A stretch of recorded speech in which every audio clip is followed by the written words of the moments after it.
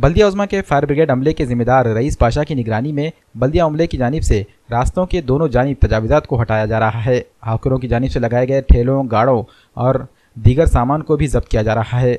इस मौके पर पुलिस बंदोबस्त भी किया जा रहा है। ताज़ा कार्रवाई में गुरुद्वारा इलाका, वजीराबाद, कला मंदिर, डॉक्टर लेन और बस स्टैंड पर गैर मजाज कब्जेजात को बर्खास्त किया गया। किसी भी तरह की पेशगी इत्तला के बगैर की गई इस कार्रवाई के लिए दुकानदारों ने बल्दिया उज़्मा के खिलाफ नाराजगी का इजहार किया है।